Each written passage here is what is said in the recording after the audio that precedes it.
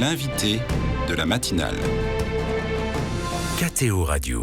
Bonjour à tous. Le Conseil d'État a désavoué l'Agence de la biomédecine pour violation de l'interdit du transgénique. C'est une décision qui a été publiée, rendue le 29 novembre dernier. C'est l'aboutissement d'une bataille juridique engagée en 2016 par la Fondation Jérôme Lejeune, qui est engagée pour la défense de la vie à la suite du professeur Lejeune, co-découvreur, on le sait bien, de la trisomie 21. La défense de la vie, c'est l'une des 3 missions de la Fondation, avec la recherche et le soin aux personnes atteintes de déficiences intellectuelles d'origine génétique. Nous sommes avec Lucie Pachery. Bonjour. Bonjour. Vous êtes juriste à la Fondation Jérôme Lejeune. On va revenir sur cette décision du Conseil d'État avec vous et comprendre aussi la portée de cette décision. Mais peut-être avant de rentrer dans le détail du dossier, quelle est pour vous l'importance de cette décision ? Alors, cette décision est extrêmement importante et la Fondation Jérôme Lejeune se réjouit de cette victoire qui a été prononcée par le Conseil d'État, puisque le Conseil d'État lui a donné raison dans son rôle de veille et de garant de protection de l'embryon humain, puisque la Fondation Jérôme Lejeune, en tant que fondation scientifique qui finance des recherches préservant l'intégrité des embryons humains, veille depuis 15 ans, a un rôle de veille depuis 15 ans des autorisations de recherche sur l'embryon humain délivrées par l'Agence de la biomédecine. Et depuis 15 ans, elle soumet au juge administratif les autorisations de recherche qui sont autorisées, et dont elle voit qu'elle porte des défaillances, qu'elle ne respecte pas les conditions légales, conditions qui sont déjà transgressives, puisque la loi autorise la recherche sur l'embryon humain depuis 2013 et la permet de toute façon depuis 2004. Donc cette loi, elle est déjà transgressive et il se trouve que l'Agence de la biomédecine, qui est censée autoriser ces recherches sur l'embryon humain et qui est censée respecter les conditions légales, en fait, outrepasse ces conditions, voire viole la loi. Et donc la Fondation Jérôme Lejeune a engagé depuis 15 ans des actions pour préserver l'embryon humain d'autorisations qui outrepassent la loi et qui sont illégales. C'est une manière de défendre l'embryon humain auprès des juridictions administratives qui, plusieurs fois, ont donné raison à la Fondation Jérôme Lejeune. Merci pour ce rappel de contexte général. Je voudrais qu'on en vienne aux éléments de procédure précisément concernant cette affaire qui débute pour vous en 2016. Vous contestez une décision de l'Agence de biomédecine. Pourquoi ?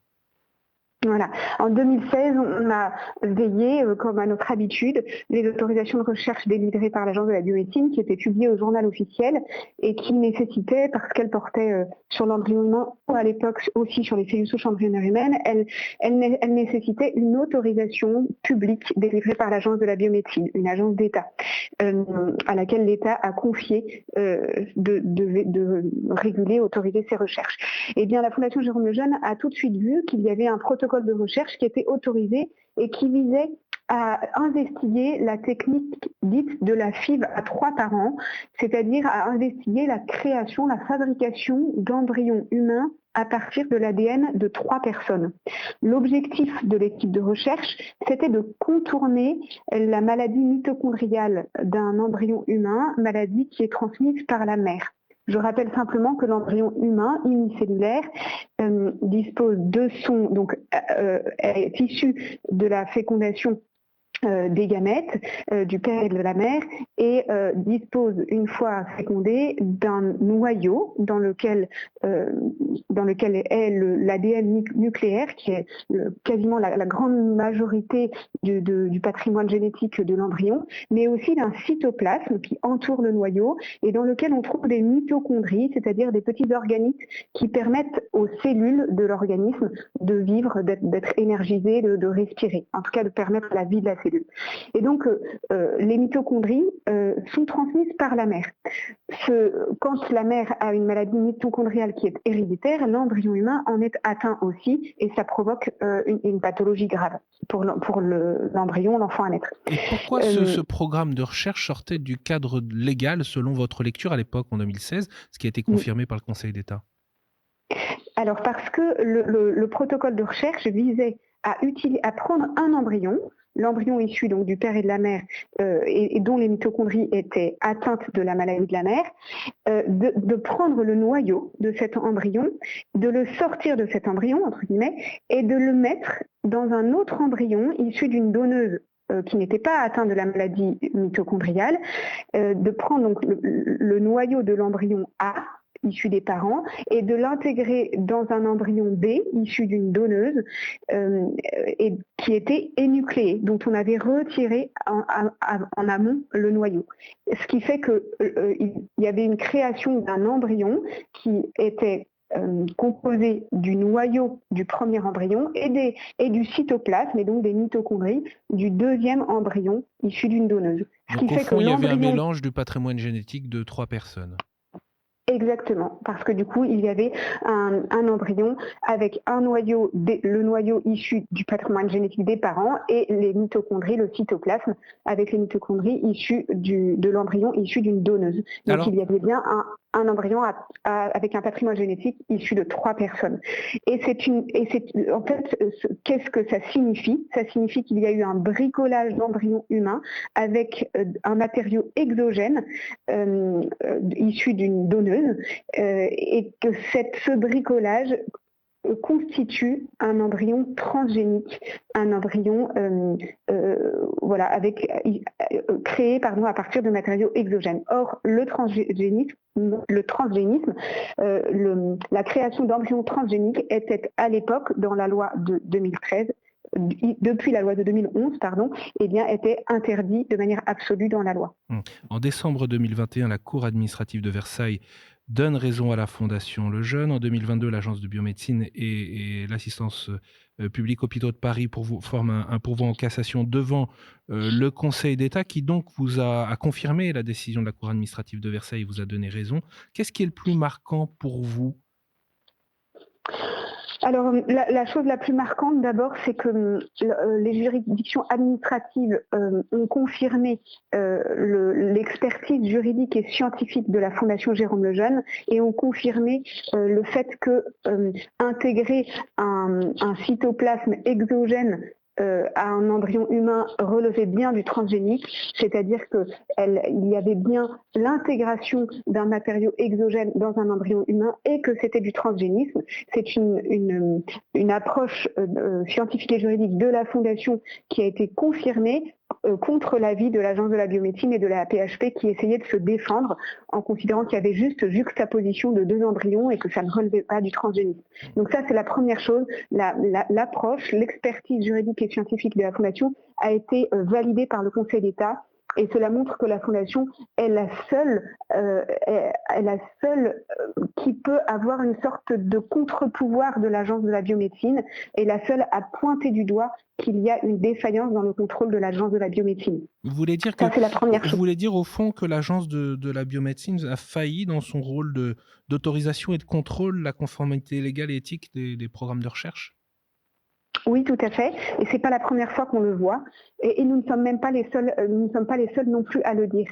Alors, ça n'est pas la première fois parce que il y a eu d'autres recours initiés par la Fondation Jérôme Lejeune, dans lesquels les juridictions administratives ont confirmé en effet que l'Agence de la biomédecine était contrevenue à la loi, avait violé la loi ou n'avait pas respecté les conditions légales. Je donne quelques exemples. L'Agence de la biomédecine, il y a quelques années, avait déjà failli dans son rôle de vérification du consentement des parents qui avaient donné l'embryon à la recherche et qui était utilisé dans un cadre de protocole de recherche, ou encore sur une absence de traçabilité des embryons humains qui n'avaient pas été correctement faite par l'Agence de la biomédecine, ou encore le fait que l'Agence de la biomédecine n'a pas priorisé une alternative, et notamment une alternative animale à l'utilisation d'embryons humains, alors qu'elle était dans l'obligation de le faire. À partir du moment où on peut faire une recherche autrement que sur l'embryon humain, eh bien on doit le faire.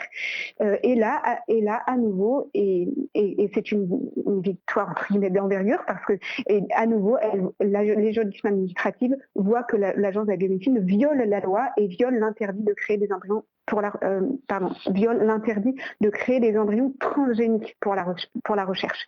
Alors Lucie Pachery, peut-être qu'un certain nombre de personnes qui nous écoutent sont un peu perdues sur le détail des manipulations que vous avez décrit.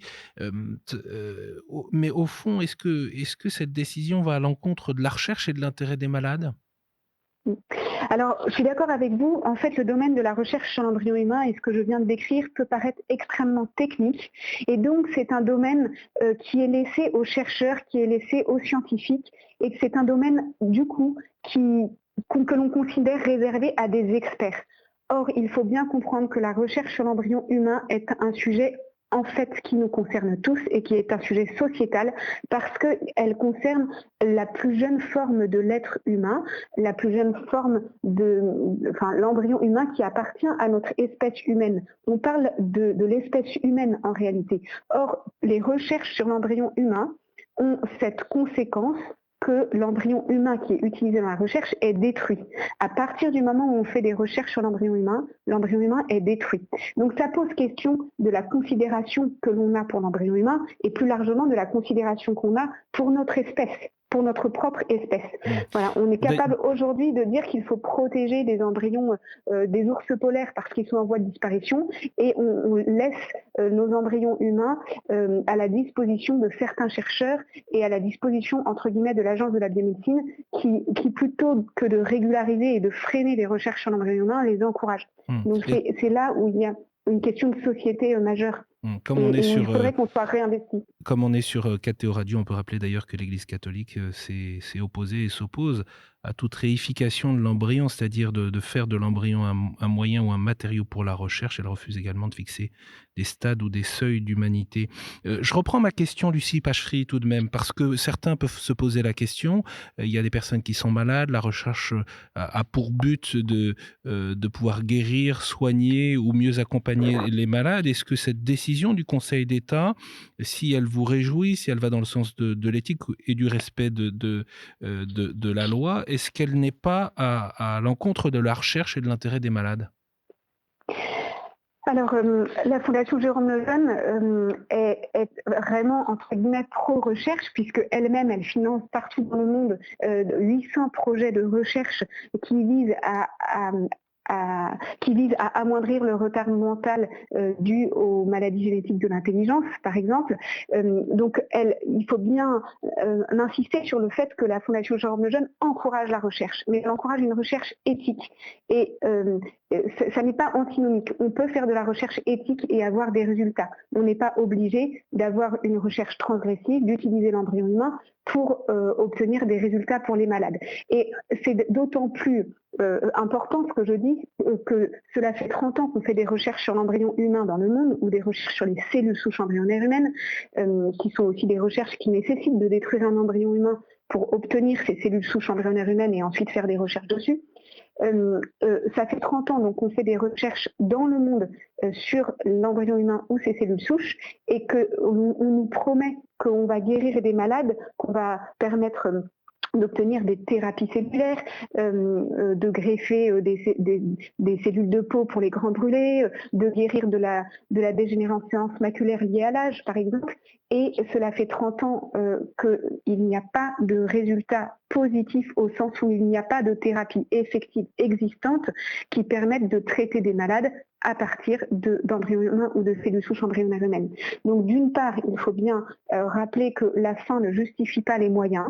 Il n'est pas recevable d'utiliser l'embryon humain, même s'il y a de bonnes intentions derrière, que l'on veut guérir des pathologies. Ça, c'est la première chose. Mais en plus, l'histoire, entre guillemets, nous donne raison, puisque ça fait 30 ans qu'il n'y a pas de résultats effectifs, qu'il n'y a pas de thérapie effective sur la base de recherche sur l'embryon humain ou de cellules souches embryonnaires humaines. Donc il y a eu beaucoup d'effets d'annonce, mais au final, on se rend compte qu'il y a des chercheurs qui se sont spécialisés dans ce domaine, entre guillemets, et qui ont cherché à faire des essais d'annonce et à valoriser leur recherche fondamentale, mais qu'il n'y a pas de résultats. Et que finalement, ces chercheurs finissent par utiliser l'embryon humain et ses cellules souches particulièrement pour deux choses. La thérapie cellulaire, elle n'a pas abouti pour l'instant, mais ce qu'ils cherchent maintenant, c'est à améliorer les techniques de PMA, de procréation médicalement assistée, ou encore à disposer de cellules souches pour l'industrie pharmaceutique, pour tester des molécules sur les cellules souches embryonnaires humaines, tester la toxicité de molécules ou modéliser des pathologies. On entend, merci Lucie Pachery, votre appel à une recherche éthique, également ce travail de veille, y compris législatif, au carrefour du monde de la recherche et de la recherche pour venir en aide aux malades que joue la Fondation Jérôme Lejeune, dont vous êtes juriste. Merci beaucoup Lucie Pachery d'avoir été avec nous ce matin. Merci à vous. Bonne journée.